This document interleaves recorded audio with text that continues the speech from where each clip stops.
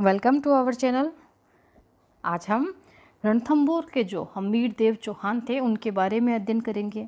यह एक बहुत अच्छा उदाहरण है राजस्थान की उस भूमि का जो कि वीरों से भरी पड़ी है और उनकी वीरता के चर्चे अन्य राज्यों तथा देशों में भी फैलते हैं। रणथंभौर के जो हम्मीर देव चौहान हैं, समय हम उनका देखते हैं 1282 से लेकर के 1301 ईस्वी तक। दिल्ली सल्तनत की हम बात करें, दिल्ली की हम बात करें, संपूर्ण भारतीय इतिहास की हम बात करें, तब वहाँ जो समय चल रहा है वह चल रहा है अलाउद्दीन खिलजी का। अब उनका जो संघर्ष होगा, एक मुस्लिम आक्रांता है अलाउद्दीन खिलजी जो कि आक्रमण करने के लिए आएगा राजस्थान पर। उस समय रणथंभौर के जो शासक हैं वह हैं हम्मीर देव चौहान। उनकी वीरता की चर्चा हम आज इस वीडियो में करेंगे। देखिए, हम्मीर जो है यह जैत्र सिंह का तीसरा पुत्र था। हम्मीर देव चौहान जो है वह जैत्र सिंह का तीसरा पुत्र था। सभी पुत्रों में ये योग्य होने के कारण इसका जो राज्यारोहण का उत्सव है जैत्र सिंह ने अपने जीवन काल में ही अर्थात 1282 ईस्वी में ही उन्होंने संपन्न करवा दिया। देखिए, प्राचीन राजस्थान में या फिर हम कहें राजतंत्र में यही व्यवस्था देखने को मिलती है कि जो ज्येष्ठ पुत्र होता है, जो सबसे बड़ा पुत्र होता है, उसे राजा बनाया जाता है। लेकिन यहाँ स्थिति थोड़ी अलग है। सबसे योग्य पुत्र जो कि तीसरे स्थान पर है, फिर भी उसे अपना राज्य सौंपा जा रहा है। किसके द्वारा? जैत्र सिंह के द्वारा। शासन भार संभालने के बाद में 1288 ईस्वी की हम बात करें तो हम्मीर देव ने दिग्विजय की नीति का अवलंबन किया और अपने राज्य की सीमाओं का विस्तार किया। विजित राज्यों को उसने धन लेकर के छोड़ दिया। देखिए, यह एक नीति होती थी उस समय चलने वाली, जिसमें या तो किसी राज्य को संपूर्ण अपने राज्य में मिला लिया जाता था या फिर कुछ धनराशि की एवज में उसे मुक्त कर दिया जाता तथा सालाना या फिर उपहार स्वरूप कुछ न कुछ भेंट लेकर के और उस राज्य को मुक्त कर दिया जाता था। तो हम्मीर एक उच्च कोटि का विद्वान है और उसको पता है कि किस राज्य के साथ में कौन सी नीति का अवलंबन करना है, इसलिए उसने दिग्विजय की नीति अपनाई और राज्यों को से उसने धन लिया और उन्हें छोड़ दिया। दिग्विजय की नीति के बाद में जैसे कि सभी शासक अपनी किसी विजय के उपरांत उस विजय को याद बनाने के लिए, यादगार बनाने के लिए कोई ना कोई यज्ञों का आयोजन करता। इसी प्रकार हम्मीर देव के द्वारा भी, हम्मीर देव चौहान के द्वारा भी कोटि यज्ञों मतलब अर्थात करोड़ों यज्ञों का आयोजन किया गया और अपने प्रतिष्ठा में वृद्धि की गई। देखिए, यह जो शासक है हम्मीर देव चौहान, यह वीरता के साथ साथ में एक विद्वान गुणी व्यक्ति भी है और इसके द्वारा जो हिंदू धर्म की परंपराएं हैं, यज्ञ का आयोजन करना, वो भी किया जा रहा है। अब बात आती है, जब हम्मीर देव चौहान रणथंभौर का शासक है उस समय की हम बात करें तो मेवाड़ का जो शासक था समर सिंह, इसको भी हम्मीर देव ने पराजित किया था और अपनी धाक संपूर्ण राजस्थान में जमाई थी। रणथंभौर का जो शासक हम्मीर देव है उसके द्वारा मेवाड़ तत्कालीन समय की, और हम देखते हैं भारतीय इतिहास में, राजस्थान के इतिहास में, राज्यों में, रियासतों में हम बात करें तो मेवाड़ रियासत जो है वह अपना अलग महत्व रखती है। यहाँ का शासक कौन है? समर सिंह है, जो पराजित किससे हो रहा है? इस हम्मीर देव चौहान से पराजित हो रहा है। अब हम्मीर देव चौहान के समय हम देखते हैं कि दिल्ली सल्तनत पर खिलजी वंश का शासन है। किसका शासन है? खिलजी वंश का। तो एक सामान्य प्रश्न हम इस तरीके से भी बना सकते हैं कि रणथंभौर के शासक हम्मीर देव के समकालीन कौन कौन थे? तो समकालीन की हम बात करें तो जलालुद्दीन खिलजी और अलाउद्दीन खिलजी दोनों उसके समकालीन माने जाते हैं। तो थोड़ी सी जानकारी हम लेते हैं यहाँ पर हम्मीर और जलालुद्दीन खिलजी की, क्या आपस में कैसे संबंध थे, उस पर हम बात करते हैं। देखिए, हम्मीर को अपनी शक्ति बढ़ाने का मौका इसलिए भी मिल गया था कि इस दौरान जो दिल्ली में सुल्तान था वह कमज़ोर था और वहाँ पर अव्यवस्था का दौर चल रहा था। 1290 ईस्वी में दिल्ली का जो सुल्तान बना था जलालुद्दीन खिलजी, यह हम्मीर की बढ़ती हुई शक्ति को समाप्त करने का निर्णय लेता है और सुल्तान के द्वारा जाई के दुर्ग पर अधिकार कर लिया जाता है। देखिए, जलालुद्दीन खिलजी है वह हम्मीर को परास्त करना चाहता है, उसकी शक्ति को क्षीण करना चाहता है, इसलिए जाइन दुर्ग जो है, ये जाइन जो है यह रणथंभौर की कुंजी कहलाता था। अर्थात अगर आपको रणथंभौर पर आक्रमण करना है, अधिकार करना है, घेरना है, तो पहले जाइन के दुर्ग पर अधिकार करना पड़ेगा। लेकिन जाइन के दुर्ग पर अधिकार कर लेगा, रणथंभौर को भी घेर लेगा, लेकिन सभी प्रयत्न उसके जो हैं असफल हो जाएंगे और वह असफलता के बाद में पुनः दिल्ली लौट जाएगा। यह थोड़ी सी जानकारी जलालुद्दीन खिलजी के बारे में दी गई है कि जलालुद्दीन खिलजी ने भी हम्मीर पर आक्रमण किया था परंतु असफल रहा। अब हम देखते हैं कि सुल्तान के द्वारा 1292 ईस्वी में। पहला जो इसका आक्रमण है 1290 ईस्वी में था। अब ये दूसरा आक्रमण है 1292 ईस्वी में। इसमें एक बार फिर रणथंभौर पर विजय का प्रयास किया। अब हम्मीर के द्वारा उत्तर में कुछ ना कुछ कार्यवाही तो की ही जाएगी। तो हम्मीर के सफल प्रतिरोध के कारण इस हम्मीर पर विजय पाना आसान नहीं था। इसलिए एक कोटेशन इस समय का फेमस है कि जब हम्मीर सफल रह रहा था अपनी नीतियों के कारण, इस कारण जलालुद्दीन खिलजी को निराशा ही निराशा मिल रही थी। इसलिए मुग़ल सेना जो है उसे हम देखते हैं कि बहुत ही अधिक क्षति उठानी पड़ी। यहाँ मुग़ल सेना से तात्पर्य क्या है, जो सल्तनत सेना है उससे बात की गई है। सल्तनत सेना को क्षति उठानी पड़ी। तब जलालुद्दीन खिलजी ने दुर्ग का घेरा हटा लिया और एक कथन कहा। ये कथन बहुत ही अधिक इतिहास में फेमस हो गया। उसने कहा कि मैं ऐसे सैकड़ों किलों को भी मुसलमान के एक बाल के बराबर महत्व नहीं देता। तात्पर्य यह है जलालुद्दीन खिलजी जो है वह पीछे हट रहा है।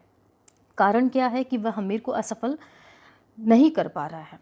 खुद इस वजह से अपनी मान हानि से बचने के लिए, अपनी इज्जत से बचने के लिए कि लोग क्या कहेंगे कि लो जलालुद्दीन खिलजी से खुद परास्त हो गया, इसलिए वह कह रहा है कि वह तो इस दुर्ग पर इसलिए विजय हासिल नहीं करना चाहता क्योंकि ये बेकार दुर्ग है और इस मेरे मुसलमान सेना जो है, उनके सैनिक जो है उनके बाल के बराबर भी नहीं है, तो मैं इसको क्या जीतूँ। तात्पर्य यह है कि अपनी जो पराजय को छिपाने के लिए ये कथन कहा गया है। प्रश्न बनता है ये कथन किसके लिए कहा गया है, किसके द्वारा कहा गया है। तो जलालुद्दीन खिलजी के द्वारा कहा गया है और हम्मीर देव चौहान के लिए कहा गया और रणथंभौर दुर्ग की इसमें बात की गई है। नेक्स्ट हम देखते हैं जलालुद्दीन फिरोज खिलजी के इन अभियानों का जो आंखों देखा वर्णन है, यह अमीर खुसरो के द्वारा किया गया। अमीर खुसरो जो 8 सुल्तानों का समकालीन माना जाता है, अमीर खुसरो जो जलालुद्दीन का भी समकालीन था, उसने इस युद्ध में भाग भी लिया था और उसने यह जो सभी अभियान थे इनका वर्णन एक पुस्तक में किया है। अच्छे से याद कीजिएगा, मिफ्ता उल फुतूह पुस्तक का नाम है। इसमें आपको 2 बातें याद हो जाएगी, एक तो ये अमीर खुसरो की पुस्तक है और दूसरा जो जलालुद्दीन खिलजी के जो अभियान थे उनकी जानकारी इस पुस्तक में मिलती है। मिफ्ता उल फुतूह अमीर खुसरो की पुस्तक है और जलालुद्दीन खिलजी के जो अभियान हैं उनके बारे में हमें सारी जानकारी इसमें मिलती है। अब हम देखते हैं अलाउद्दीन खिलजी। देखिए, दिल्ली सल्तनत पर जलालुद्दीन खिलजी के बाद में जो शासक बनेगा वह है अलाउद्दीन खिलजी। 2 अभियान हमने देख लिए हम्मीर देव के खिलाफ में जो थे वह जलालुद्दीन खिलजी के थे 1290 और 1292। अब हम देखेंगे हम्मीर और अलाउद्दीन खिलजी की बात। 1296 ईस्वी में अलाउद्दीन खिलजी ने अपने चाचा जलालुद्दीन खिलजी की हत्या कर दी और दिल्ली का सुल्तान बन गया। कुछ वर्षों के बाद में ही अलाउद्दीन खिलजी ने भी रणथंभौर पर आक्रमण करने प्रारंभ कर दिए। अब कुछ कारण हैं कि अलाउद्दीन खिलजी इन पर आक्रमण कर रहा है। तो सबसे पहला कारण आता है कि रणथंभौर सामरिक दृष्टि से बहुत ही महत्वपूर्ण था। अलाउद्दीन खिलजी द्वारा इस अवैध दुर्ग पर अधिकार करके राजपूत नरेशों पर अपनी धाक भी जमाना चाहता था, इसलिए उसने आक्रमण किया। तो पहला कारण क्या बनता है इस आक्रमण का? इस आक्रमण का पहला कारण है रणथंभौर का सामरिक दृष्टि से महत्वपूर्ण होना। अगला कारण हमारा आता है रणथंभौर जो है, देखिए सवाई माधोपुर जिले के अंतर्गत आता है ये। रणथंभौर दिल्ली के काफ़ी निकट था, इस कारण जब यहाँ की चौहान शक्ति बढ़ रही है तो वह भी एक संकट बन सकती थी अलाउद्दीन खिलजी के लिए। और अलाउद्दीन खिलजी कभी भी यह नहीं चाहेगा कि उसके इतने निकट कोई इतनी महान शक्ति अपनी शक्ति बढ़ाए, इसलिए वह इस बात को सहन नहीं कर पा रहा था और उसने आक्रमण किया है। अगला हम देखते हैं अलाउद्दीन खिलजी से पहले जो उसके चाचा थे जलालुद्दीन खिलजी, उसने भी इस दुर्ग पर प्रयास करने के लिए 2 असफल प्रयास किए थे जो हमने अभी बात की है 1290 और 1292 ईस्वी में। तो अलाउद्दीन अपने चाचा की पराजय का बदला भी लेना चाह रहा है, इसलिए भी उसने रणथंभौर पर आक्रमण किया है। नेक्स्ट हम देखते हैं कि अलाउद्दीन खिलजी एक महत्वाकांक्षी शासक था, साम्राज्यवादी शासक था। उसकी साम्राज्यवादिता नीति का परिणाम क्या है? रणथंभौर पर आक्रमण। अब हम देखते हैं अगला कारण क्या है। अगला कारण यह है कि हम्मीर के द्वारा अलाउद्दीन खिलजी के कुछ विद्रोही हैं जिनको हम्मीर के द्वारा शरण दी गई। देखिए, शरणागत वत्सल शासक कहलाता है कौन? हम्मीर देव चौहान। नयन चंद्र सूरी है। इस दूसरे ग्रंथ अभी तक हम जो पढ़ रहे हैं मिफ्ता उल फतूह ग्रंथ आया है अमीर खुसरो का। अभी जो ग्रंथ चल रहा है वह है नयन चंद्र सूरी का, बहुत ही इंपॉर्टेंट है। नयन चंद्र सूरी ने एक ग्रंथ लिखा है हम्मीर पर, हम्मीर महाकाव्य। याद रखने के लिए हम कहेंगे महाकाव्य की रचना कौन कर सकता है? जिसके पास में नयन हो। क्या हो? जिसके पास में नयन हो वही किसी महाकाव्य की रचना कर सकता है। और यह कौन सा महाकाव्य? हम्मीर महाकाव्य। तो नयन चंद्र सूरी की रचना हम्मीर महाकाव्य के अनुसार रणथंभौर पर आक्रमण का कारण यहाँ के शासक हम्मीर के द्वारा अलाउद्दीन खिलजी के जो विद्रोही सेनापति थे मीर मोहम्मद शाह, इसको शरण देना माना है। किस पुस्तक ने माना है? हम्मीर महाकाव्य ने माना है। इसी की कारण की पुष्टि करते हुए एक मुस्लिम इतिहासकार हैं इसामी। कौन है? मुस्लिम इतिहासकार इसामी है। उसने भी अपने विवरण में स्पष्ट किया है, वो लिखता है कि 1299 ईस्वी में अलाउद्दीन खिलजी ने अपने 2 सेनापतियों उलुग खां और नुसरत खां को गुजरात पर आक्रमण करने के लिए भेजा था। देखिए, ध्यान से सुनिएगा, आक्रमण करने के लिए अलाउद्दीन खिलजी भेज रहा है अपने 2 सेनापति उलुग खां और नुसरत खां को। किस स्थान पर आक्रमण हो रहा है? यह गुजरात में जो सोमदेव मंदिर है, बहुचर्चित, बहु आक्रमण सहन करने वाला गुजरात में सोमदेव का मंदिर, वहाँ पर आक्रमण करने के लिए उसके 2 सेनापति जा रहे हैं। जब ये अलाउद्दीन खिलजी की जो सेना है उलुग खां और नुसरत खां के नेतृत्व में जो सेना जा रही है, वह आक्रमण करके जब वापस लौट रही होती है, देखिए वापस जब लौट रही होती है तो जालोर के आसपास में, किस स्थान पर? जालोर के आसपास में लूट के माल के बंटवारे के प्रश्न पर कुछ नव मुसलमान हैं, उनके मध्य क्या होता है? आपस में झगड़ा होता है धन बांटने को लेकर के।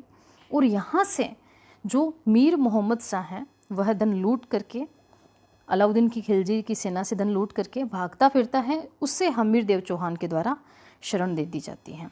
तो कारण उचित है इस समय आक्रमण का अलाउद्दीन खिलजी का भी। कारण क्या है कि मीर मोहम्मद शाह और उसका एक भाई है के हब्रू, यह भाग करके जा रहे हैं रणथंभौर की तरफ, हम्मीर देव के पास में जा रहे हैं और हम्मीर देव उनको शरण भी दे रहा है। ये भी नहीं, शरण देने के साथ साथ में मोहम्मद शाह को उसने अपनी जगाना की जागीर भी दी। तो देखिए, एग्ज़ाम के पॉइंट ऑफ व्यू से मैं आपको ये बोलूँगी, एक सामान्य प्रश्न बनने की संभावना इस तरीके से भी आती है कि निम्नलिखित में से किस व्यक्ति को हम्मीर के द्वारा जगाना की जागीर दी गई? तो देखिए, यह विद्रोही सेनापति है अलाउद्दीन खिलजी का मीर मोहम्मद शाह, इसका एक भाई भी है के हब्रू। इनके द्वारा लूट का माल जालोर में लूट लिया जाता है और भाग कर के शरण कहाँ ली जा रही है? रणथंभौर में ली जा रही है। अब एक अगली पुस्तक आती है चंद्रशेखर की हम्मीर हट। देखिए, हम्मीर की एक विशेष बात है, हम्मीर के समय में जितनी भी पुस्तकें लिखी गई है वह हम्मीर नाम से ही है। अब यहाँ पर है हम्मीर हट। हट मतलब क्या होता है? जिद करना। और हट कौन करता है? चंद्रशेखर। शिव भगवान की हम बात करें तो वह हठी भगवान भी माने जाते हैं। एक बात जो बोल दी वो बोल दी। तो चंद्रशेखर ने हम्मीर हट नामक रचना लिखी। उसमें वो बताता है कि अलाउद्दीन खिलजी की एक मराठा बेगम थी, चिमनाबाई नाम है उसका, अलाउद्दीन खिलजी की पत्नी है मराठा। उसको मीर मोहम्मद शाह से प्रेम हो गया था और उन दोनों ने मिलकर के एक षड्यंत्र रचा कि वह अलाउद्दीन खिलजी को ही समाप्त कर देंगे। जब अलाउद्दीन खिलजी को ये षड्यंत्र की जानकारी मिलेगी तब अलाउद्दीन खिलजी जो है वह मीर मोहम्मद शाह को बंदी बनाने का प्रयास करेगा और मीर मोहम्मद शाह भाग करके हम्मीर देव की शरण में चला जाएगा। तो 2 कहानियाँ हमको मिली है अलग अलग। एक कहानी कहता है इसामी, मुस्लिम इतिहासकार है, उसका कहना है कि गुजरात आक्रमण में जो उनको धन मिला था उसको लूट करके मीर मोहम्मद शाह भाग गया था और हम्मीर ने उसे शरण दी थी। लेकिन यहाँ चंद्रशेखर जो है जिसने हम्मीर हट पुस्तक लिखी है वह अपना कारण बताता है कि नहीं, कारण ये था कि जो चिमनाबाई थी मराठा बेगम, वह मीर मोहम्मद शाह से प्यार करने लग गई थी और उन दोनों ने षड्यंत्र रचा अलाउद्दीन को मारने का। और अलाउद्दीन को जब इस बात का पता चला तो उसने मीर मोहम्मद शाह को बंदी बनाने की बात करी। अब कारण जो भी रहा हो, कुल मिलाकर के इस कारण को हम यह कह सकते हैं हम्मीर के द्वारा मीर मोहम्मद शाह को शरण देने के कारण अलाउद्दीन खिलजी ने उस पर आक्रमण किया था। तात्पर्य यही है। अब हम देखते हैं हम्मीर के बारे में कुछ प्रारंभिक उसकी सफलताएं देखते हैं। देखिए, हम्मीर की प्रारंभिक सफलताओं में हम देखते हैं कि 1299 ईस्वी के अंत में अलाउद्दीन खिलजी ने अपने 3 व्यक्ति भेजेगा। देखिए, एग्ज़ाम के पॉइंट ऑफ व्यू से हम बात कर रहे हैं, हर टॉपिक को हम उसी तरीके से स्टोरी के रूप में भी, प्लस आपका मैं ध्यान ले जा रही हूँ कि यह जैसे प्रश्न 2nd ग्रेड में एग्जाम में आया हुआ है, किन व्यक्तियों को भेजा गया था। तो देखो, 3 व्यक्तियों को भेजा है, उलुग खां, अल्लप खां और नुसरत खां। 3 व्यक्ति हैं ये, उलुग खां, अल्लप खां और नुसरत खां। इन तीनों के नेतृत्व में वह रणथंभौर पर आक्रमण करेगा। जैसे कि मैंने बताया, रणथंभौर की कुंजी कौन सा दुर्ग कहलाता है? जाइन दुर्ग। जाइन दुर्ग पर अधिकार भी हो गया। इसामी इस बारे में कहता है, इसामी, अभी थोड़ी देर पहले हमने इसामी के बारे में बात की थी कि उसने एक कारण बताया था आक्रमण करने का। इसामी कहता है कि उलुग खां ने जाइन का नाम बदल करके नौशहर कर दिया। किसने किया? उलुग खान ने। किस स्थान का किया? जैन दुर्ग का। 9 शहर किसे कहा जाता है? जैन को कहा जाता है। और ये बात हमें बता कौन रहा है? इसामी बता रहा है। हमीर महाकाव्य कहता है, हमीर महाकाव्य, महाकाव्य कौन लिखेगा? जिसके पास नयन होंगे। नयन चंद्र सूरी का ये महाकाव्य है। उसमें लिखा है कि हमीर इस समय कोटि यज्ञ समाप्त कर मुनि व्रत में व्यस्त था। जब ये यज्ञ करेगा तो इस समय यह स्वयं युद्ध भूमि में उपस्थित नहीं हो पाएगा। इसी कारण कहा जाता है जैन पर अधिकार हो गया और हमीर उसको बचा नहीं पाया था। लेकिन हमीर खुद तो नहीं गया, स्वयं नहीं गया, न जाकर के उसने अपने 2 सेनापति भेजे, भीम सिंह व धर्म सिंह। अब याद रखिएगा, देखिए अलाउद्दीन खिलजी के यहाँ पर आते हैं 3 सेनापति, उलुग खां, अलब खां और नुसरत खां। किसके सेनापति हैं? ये अलाउद्दीन खिलजी के। और हमीर अपने 2 सेनापतियों को भेज रहा है, भीम सिंह और धर्म सिंह। इन दोनों को युद्ध करने के लिए भेजा जा रहा है। अब हम देखते हैं कि इन दोनों सेनापतियों ने खिलजी सेना को पीछे खदेड़ दिया, उनसे लूट का माल भी छीन लिया। राजपूत सेना ने शत्रु सेना पर भयंकर हमला किया। अलाउद्दीन खिलजी की सेना को पराजय का भी सामना करना पड़ गया। और इस समय हम देखते हैं कि एक व्यक्ति मारा भी जाएगा। अब देखिए अलाउद्दीन खिलजी की सेना पराजित हो रही है। सेनापति 2 मात्र, हमीर देव तो अभी युद्ध भूमि में उपस्थित हुआ ही नहीं है, उसके 2 सेनापति उपस्थित हुए हैं। ठीक है, हम देखते हैं कि शाही सेना से जो लूटी सामग्री होती है उनको लेकर के धर्म सिंह के नेतृत्व में सेना का एक दल तो रणथंभौर वापस आ गया, भीम सिंह पीछे रह गया। अब इस समय का अवसर का फ़ायदा उठाया किसने? अलब खान ने। अलब खान के नेतृत्व में पुनः एक बार वापस आक्रमण किया गया और भीम सिंह इसमें मारा गया। तो मैंने बात कही थी एक प्रश्न बनने की संभावना होती, किन 2 सेनापतियों को हमीर ने भेजा? भीम सिंह और धर्म सिंह। जिसमें से कौन मारा गया है इस आक्रमण में? प्रारंभिक विजय किसकी हुई है? प्रारंभिक विजय हमीर देव की हुई, लेकिन अंत में हम देखते हैं कि भीम सिंह अपने कई सारे सैनिकों के साथ में, सैकड़ों सैनिकों के साथ में मारा गया। तो भीम सिंह की यहाँ पर मृत्यु हो जाएगी। अब हम देखते हैं युद्ध भूमि में हमीर देव चौहान अभी तक नहीं आया, क्योंकि वह कोटि यज्ञ के बाद में मुनि व्रत धारण कर चुका है, जिस कारण वह युद्ध भूमि में उपस्थित नहीं हो सकता। लेकिन भीम सिंह की मृत्यु के लिए हमीर ने धर्म सिंह को उत्तरदायी माना, क्योंकि वो छोड़ करके आ गया और इसी गुस्से के कारण उसने उसे अंधा कर दिया और उसके स्थान पर अपना नया मंत्री बनाया था भोजराज को। किससे बनाया था? भोजराज को। भोजराज रणथंभौर की बिगड़ी हुई स्थिति को संभाल भी नहीं पाया और शीघ्र ही अलोकप्रिय भी हो गया। ऐसी स्थिति में धर्म सिंह ने हमीर को राज्य की आय बढ़ाने का आश्वासन दे करके उसे अपने पुराने सारे अधिकार प्राप्त किए। धर्म सिंह भी अपमान का बदला लेना चाहता था, इसलिए उसने प्रजा पर कई ऐसे कर भी लगा दिए और उन्हें बलात् वसूली की, जिससे कि प्रजा में हमीर को लेकर करके असंतोष बढ़ गया।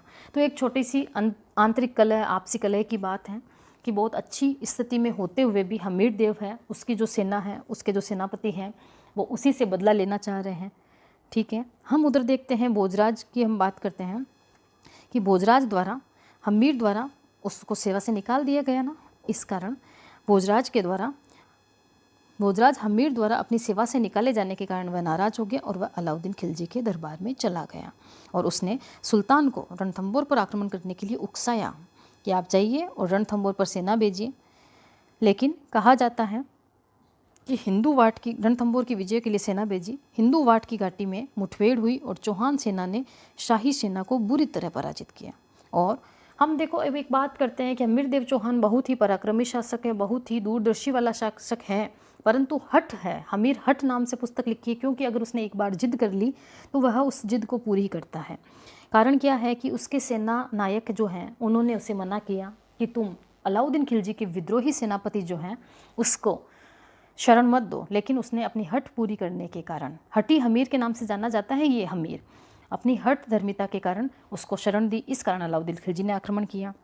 दूसरी उसकी जिद थी कि उसमें एक निर्णय लेने की जो क्षमता है, कुछ समय में उसने धर्म सिंह पर विश्वास नहीं करके उसे पद अंधा कर दिया। कुछ समय बाद में उसने हमीर भोजराज को हटा करके धर्म सिंह को पुनः अधिकार दे दिए। इस कारण भोजराज कहाँ चला गया? अलाउद्दीन खिलजी के पास चला गया। हालांकि अलाउद्दीन खिलजी की सेना की पराजय यहाँ हुई है, परंतु फिर भी हम सार रूप में अगर देखें तो हमीर के द्वारा जो खुद के सेनापतियों पर विश्वास न करने की जो उसकी नीति है, वही उसे आगे जाकर के परेशानी में डालेगी। अब इस समय जब दूसरा आक्रमण किया जा रहा है हिंदूवाट की घाटी में, जब अलाउद्दीन खिलजी की सेना परास्त हो रही है, उस समय हम देखते हैं सेनापति कौन है? उलुग खां और नुसरत खां, 2 ही व्यक्ति हैं। बड़ी सेना लेकर के आए थे, वही जैन दुर्ग पर अधिकार कर लिया। जैन विजय के बाद में हम देखते हैं कि उलुग खां ने महलंसी नामक दूत के साथ में हमीर के पास में अलाउद्दीन का एक संदेश भेजा। इस संदेश में उसने मांग की कि जो दोनों विद्रोही हैं मोहम्मद शाह और उसका भाई के हबरू, इनको सौंप दिया जाए। इसी के साथ में हमीर देव की जो बेटी है देवल दे, उसका विवाह भी सुल्तान के साथ में कर दिया जाए। ये 2 मांगें उनके द्वारा रखी गई। तो देवल देवी राज्य की सुरक्षा के लिए उसने ये सुझाव दिया कि हाँ, मैं उससे अलाउद्दीन खिलजी से विवाह कर लूँगी। लेकिन हमीर ने उसकी भी नहीं मानी और न ही माननी भी चाहिए थी, और उसने हमीर देव के द्वारा एक संघर्ष का रास्ता चुना गया और उसने इसके दोनों प्रस्ताव जो है वह अस्वीकृत कर दिए। आगे हम देखते हैं कि उलुग खान ने रणथंभौर पर जब घेरा डाला, चारों तरफ हम देखते हैं घेरा डालने के उपरांत पाशिप तथा गरगच बनवाए और मगरबों द्वारा दुर्ग रक्षकों पर पत्थरों की बौछारें की गई। यह कुछ पत्थर फेंकने वाले यंत्र हैं, ठीक है। दुर्ग में भी भैरव यंत्र, ठिकुलिया, मरकटी यंत्र नामक पत्थर बरसाने वाले यंत्र लगे थे, जिनके द्वारा फेंका गया एक पत्थर संयोग से नुसरत खां को लग गया और नुसरत खां घायल हुआ। कुछ दिनों बाद में उसकी मृत्यु हो गई। तो यह एक 2nd ग्रेड का प्रश्न देखने को मिलता है कि अलाउद्दीन खिलजी का कौन सा सेनापति हमीर देव चौहान पर आक्रमण करते समय मारा गया था। तो नुसरत खां मारा गया, उल्लुग खां जो है वह भाग गया। अब जब ऐसी बात होगी तो उसके भागना ही पड़ेगा। तो उल्लू था, उड़ गया, तात्पर्य जब उड़ गया तो वो बच गया, और नुसरत खां जो है वह मारा गया था। यहाँ कुछ देखिए, एग्जाम के पॉइंट ऑफ व्यू से समझाऊँ तो यहाँ कुछ यंत्र दिए हैं, पत्थर फेंकने वाले यंत्र कहलाते हैं मगरब, भैरव, टिकुलिया, मरकटी। यह सब क्या है? पत्थर फेंकने वाले यंत्र हैं। अब हम देखते हैं कि नुसरत खां जो है उसको पत्थर की चोट लग गई और वो मारा गया है। हमीर देव को जब पता चला है कि वो मर गया तो इसका उसने फ़ायदा उठाया और उनको दुर्ग से बाहर निकाल दिया। अब तक की जो भी लड़ाई है उसमें हम यह देख रहे हैं कि न तो हमीर देव चौहान स्वयं युद्ध में उपस्थित हो रहा है, न ही अलाउद्दीन खिलजी युद्ध में उपस्थित हो रहा है। लेकिन अब जो आगे संघर्ष हम देखेंगे, अलाउद्दीन खिलजी स्वयं आएगा और रणथंभौर पर कैसे अधिकार करता है। तो देखिए, उलुग खां की असफलता के बाद में अलाउद्दीन खिलजी स्वयं रणथंभौर पहुंचा और अमीर खुसरो ने अपनी रचना जो है खजाइन उल फतूह, उसमें इस अभियान का आंखों देखा वर्णन किया है। तो यहाँ फिर मैं आपका ध्यान दिलाना चाहूँगी, जब जलालुद्दीन खिलजी के अभियानों के बारे में पूछा जाता है कि उनका आंखों देखा वर्णन अमीर खुसरो ने किस पुस्तक में किया, तो हम आंसर देंगे मिफ्ताह उल फतूह। लेकिन अलाउद्दीन खिलजी के जो आक्रमण है, उनका जो वर्णन है, उसके जो अभियान है, उनका वर्णन कहाँ मिलता है? खजाइन उल फतूह। अंतर है, इस बात को आप ध्यान रखिएगा। अब कहा जाता है इस पुस्तक में कि सुल्तान ने इस आक्रमण में पाशेब, मगरबी और अरादा की सहायता ली। काफ़ी प्रयासों के बाद में जब अलाउद्दीन खिलजी दुर्ग को जीतने में असफल हो गया तो उसने, कहते हैं, युद्ध में साम दाम दंड भेद सभी का सहारा लेना चाहिए, और उसने, हम देखते हैं यहाँ पर कि कुछ पैसे दिए, छल करेगा, तो उसने छल और कूटनीति का आश्रय लिया और हमीर के पास में एक संधि प्रस्ताव भेजा। और संधि के लिए हमीर द्वारा संधि के लिए अपना सेनापति जो था वह था रतिपाल, उसको भेजा गया। देखिए, संधि का प्रस्ताव कहाँ से रहा है? अलाउद्दीन खिलजी की तरफ से आ रहा है, और हमीर देव अपने किस सेनापति को भेज रहा है? रतिपाल को भेज रहा है। अलाउद्दीन खिलजी ने वहाँ पर एक चाल चली, उसने रतिपाल व उसकी सहायता से, हमीर के एक अन्य सेनापति था रणमल, ये 2 व्यक्ति महान व्यक्ति हैं, देशद्रोही व्यक्ति हैं। इन 2 व्यक्तियों की वजह से ही हमीर देव चौहान हारेगा। तो इनके नाम आप याद कर लीजिए, रणमल और रतिपाल। अलाउद्दीन खिलजी से मिल जाएंगे ये। तो हमीर का एक अन्य सेनापति रणमल को रणथंभौर दुर्ग का प्रलोभन दिया। चौहान रचनाओं में इस बात का उल्लेख किया गया है कि अलाउद्दीन खिलजी ने हमीर के एक अधिकारी को अपनी तरफ मिलाकर दुर्ग में स्थित जो भी खाद्य सामग्री थी उसको दूषित करवा दिया, जिससे कि दुर्ग में खाद्यान्न की सामग्री का भयंकर संकट पैदा हो गया। अमीर खुसरो इस बारे में क्या लिखते हैं? अमीर खुसरो लिखते हैं इस संबंध में कि सोने के 2 दानों के बदले में चावल का 1 दाना भी नसीब नहीं हो पा रहा था, क्योंकि सारी खाद्यान्न सामग्री जो दूषित हो चुकी थी। इस कारण ये कथन अमीर खुसरो ने लिखा है, रणथंभौर अभियान के दौरान लिखा है, खाद्यान्न के अभाव में हमीर को दुर्ग से फिर बाहर निकलना पड़ा, किंतु रणमल और रतिपाल के विश्वासघात के कारण उसे पराजय का मुख देखना पड़ा। युद्ध के दौरान देखते हैं कि हमीर देव जो है वह लड़ता हुआ मारा गया, और उसकी जो रानी थी रंग देवी और अन्य जो वीरांगनाओं के साथ में वह उसने जोहर कर लिया। यह राजस्थान में हम देखते हैं कि पहला जोहर माना जाता है। अलाउद्दीन खिलजी जब भी जिस भी रियासत में आया उसमें हम देखते हैं कि कुछ साके हुए हैं। तो अलाउद्दीन खिलजी के समय के जितने भी साके हैं उसके लिए मैंने एक वीडियो बनाया है, आप यहाँ लिंक पर जा कर के इस पर आप जाकर के यह वीडियो देख सकते हैं। इसमें अलाउद्दीन खिलजी के समय के जितने भी पॉइंट ऑफ व्यू एग्जाम के हम देखते हैं हर बार, वहाँ पर आपको सारे साके मिल जाएंगे। यह जो हमने यहाँ पर चर्चा की है वह हमीरदेव चौहान के परिप्रेक्ष्य में की है। फिर हम देखते हैं हमीरदेव मारा गया, रंगदेवी ने जौहर कर लिया और दोनों घटनाएं हो गई। यह रणथंभौर का पहला साका कहलाता है। देखिए प्रथम साका कहलाता है ये, और राजस्थान का भी प्रथम साका कहलाता है ये। जोधराज की रचना है हमीर रासो। देखिए 3 रचनाएं हमने हमीर के नाम से कर ली है। पहली रचना हमने की, जिसके पास नयन होंगे वह महाकाव्य लिखेगा, हमीर महाकाव्य। जो हटी होगा चंद्रशेखर जैसे, चंद्रशेखर ने लिखा है हमीर हट। और जो जोधा होगा वही क्या करेगा, रासों की रचना करेगा। किसकी रचना करेगा, तो जोधराज ने हमीर रासों की रचना की है। यह कहता है कि इस जौहर में मोहम्मद शाह की स्त्रियां भी रंग देवी के साथ में चिता में भस्म हो गई। तो एक एग्जाम के पॉइंट ऑफ व्यू से हम देखें, राजपूत रानियों के जौहर हमें कई स्थानों पर मिलते हैं, लेकिन यहाँ पर हम देखते हैं पहली बात विशेष कि यहाँ पर जो जौहर होगा वह जल जौहर होगा। एकमात्र जल जौहर का उदाहरण मिलता है हमें, पदमला तालाब में ये जल जौहर किया जाएगा। इसमें रंग देवी जो कि हमीरदेव चौहान की पत्नी है, उसके साथ में मोहम्मद शाह की जो स्त्रियां थी उन्होंने भी जौहर किया था। इस प्रकार 11 जुलाई 1301 ईस्वी को, डेट सहित याद कीजिएगा, 11 जुलाई 1301 ईस्वी को अलाउद्दीन खिलजी ने रणथंभौर पर अधिकार कर लिया। अब हम आगे देखते हैं, कुछ थोड़ा सा मूल्यांकन देखेंगे हमीर का। ये अभियान रहा। हम देखते हैं कि मोहम्मद शाह जिसकी पत्नियां जौहर कर चुकी हैं, इस युद्ध में हम देखते हैं कि मोहम्मद शाह पर जब अलाउद्दीन खिलजी ने मोहम्मद शाह को देखा और उससे पूछा, अगर मैं तुझे, घायल हो चुका था वह युद्ध भूमि में, अगर तुझे ठीक करवा दिया जाए तो तुम क्या करोगे। इस प्रश्न का उत्तर सुनिएगा आप कि मीर मोहम्मद शाह जो कि एक विद्रोही सेनापति है अलाउद्दीन खिलजी का, जो कि इस युद्ध में हम देखते हैं हमीरदेव चौहान की तरफ से युद्ध लड़ने के लिए आ रहा है और घायल हो चुका है। अलाउद्दीन खिलजी उससे पूछता है कि अगर तुझे मैं ठीक करवा दूं तो तुम क्या करोगे। इस पर बड़ी बहादुरी के साथ में मोहम्मद साहब ने जवाब दिया, अगर मुझे ठीक करवाया गया तो मैं 2 काम करूँगा, पहला तुम्हें मार दूंगा और दूसरा हमीर के किसी भी वंशज को, जो भी हमीर का वंशज है उससे मैं रणथंभौर के सिंहासन पर बैठा दूंगा। ऐसा जवाब सुनते ही अलाउद्दीन खिलजी क्रोधित हो गया और उसने हाथी के पैरों के नीचे मोहम्मद शाह को कुचलवा करके उसकी हत्या करवा दी। तो ये कुछ वीरता भरी कथन है। अब हम मूल्यांकन करते हैं हमीर के संपूर्ण जीवन काल का। देखिए हमीर जो है उसने अपने जीवन में कुल 17 युद्ध लड़े थे, जिनमें से 16 युद्धों में वह विजित हुआ था। तो 16 युद्धों का विजेता किसे कहा जाता है, तो हमीरदेव चौहान को कहा जाता है। बार बार प्रयासों के बाद भी जलालुद्दीन खिलजी रणथंभौर पर अधिकार नहीं कर पाया था। कारण क्या है, क्योंकि हमीरदेव जो है वह शूरवीर था, उसमें सारी सैनिक योग्यताएं थी। इसका ये स्पष्ट प्रमाण है कि उसने 16 युद्धों में विजय प्राप्त की है। इसी के साथ में वीर योद्धा होने के साथ साथ में एक अत्यंत उदारवादी शासक था। विद्वानों के प्रति हम देखते हैं हमीर बड़ी श्रद्धा से देखता था। एक विजयादित्य उसका एक सम्मानित दरबारी कवि था और राघव देव उसका गुरु था। ठीक है, दरबारी कवि कौन था, विजयादित्य, और राघव देव उसका गुरु था। याद रखिएगा, कोटि यज्ञ के संपादन के द्वारा उसने अपनी धर्मनिष्ठा में परिचय दिया था। हमने बात की थी कि उसने कोटि यज्ञ करके मुनि व्रत धारण किया था, इस कारण वो प्रथम अभियान में जाएगा नहीं।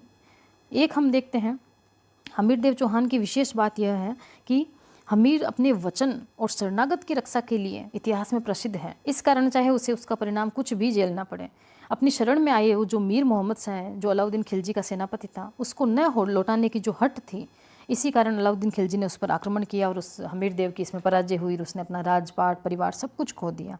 इस कारण एक कोटेशन आता है, बहुत ही इम्पोर्टेंट कोटेशन है कि सिंह सवन सतपुरुष वचन कदली फले एक बार, तिरिया तेल हमीर हठ चढ़े न दूजी बार। बहुत ही उम्दा हम बात करते हैं, ये कथन है, सिंह सवन सतपुरुष वचन कदली फले एक बार। कौन कौन सी चीज़ें एक बार होती हैं ये बात बताई गई है। उसी प्रकार तिरिया तेल हमीर हट चढ़े न दूजी बार। उत्तर हिंदी अर्थ इसका समझ लेते हैं। देखिए शेरनी जंगल का राजा बनने वाले एक ही शिशु को जन्म देती है। सतपुरुष जो होता है उसका दिया गया वचन भी कभी बदला नहीं जा सकता। केले का पौधा भी एक ही बार फल देता है। स्त्री के सिर पर अर्थात शादी के परिपक्ष में हम देखते हैं दूसरी बार कभी भी तेल नहीं चढ़ता है। उसी प्रकार हमीर द्वारा दिया गया वचन भी कभी नहीं बदलता है। हमीर हट से तात्पर्य क्या, हमीर ने जो वचन बोल दिया चाहे कुछ भी हो जाए उसको हट ही समझिए, लेकिन वो कभी बदलता नहीं है। ये हमीर देव के संबंध, हमीर देव चौहान के संबंध में कुछ ये कोटेशन दिया गया है। इसके गुणों के बावजूद हम देखते हैं कुछ इसकी भूलें थी जिसको हमें नज़रअंदाज नहीं करना चाहिए। जैसे कि पड़ोसी राज्यों के प्रति इसकी जो नीति थी, इसने पड़ोसी राज्यों को अधिकार करके उनसे धन वसूली की थी। इस कारण जब इस पर स्वयं पर संकट आया तो किसी भी पड़ोसी राज्य ने इसकी मदद नहीं की थी। अलाउद्दीन खिलजी के विरुद्ध भी संगठन के उसने कोई प्रयास ही नहीं किया कि भाई वो आक्रमण करेगा तो मैं कुछ व्यक्तियों को इकट्ठा करूं, अपने सपोर्ट में लूं। इसने ऐसा नहीं किया। और इसी समय हम देखते हैं कि अलाउद्दीन खिलजी जब आक्रमण कर रहा है तो यहाँ पर इसने जनता में कर वृद्धि कर दी, जिसके कारण भी उसकी लोकप्रियता में कमी आई। फिर हम देखते हैं हमीर को फिर भी संपूर्ण रूप से हम देखते हैं डॉक्टर दशरथ शर्मा ने जैसे कहा है, एक कोटेशन मिल रहा है यहाँ पर डॉक्टर दशरथ शर्मा का। डॉक्टर दशरथ शर्मा ने बात कही है कि यदि उसमें कोई दोष भी थे तो वह उसके विरोचित युद्ध, वंश प्रतिष्ठा की रक्षा और मंगोल शरणागतों की रक्षा के सामने नगण्य हो जाते हैं। ये कथन डॉक्टर दशरथ शर्मा ने हमीर देव के बारे में कहा है। नयन चंद्र सूरी की रचना है हमीर महाकाव्य। ये कुछ पुस्तकें हैं, इन पर भी आप ध्यान दीजिएगा। अगली पुस्तक हम बात करते हैं व्यास भांड की हमीर रायण, जोधराज की हम पढ़ चुके हैं हमीर राशो, अमृत कैलाश चरित्र की हमीर बंधन, चंद्रशेखर द्वारा हमीर हट आदि ग्रंथों की रचना है। और इसी हमीर के परिप्रेक्ष्य में सारी पुस्तकें लिखी गई हैं। तो आज हमने हमीर देव चौहान के बारे में संपूर्ण जानकारी ली। आशा करती हूँ कि आपको यह जो स्टोरी है हमीर देव चौहान की समझ आई होगी। Thank you all.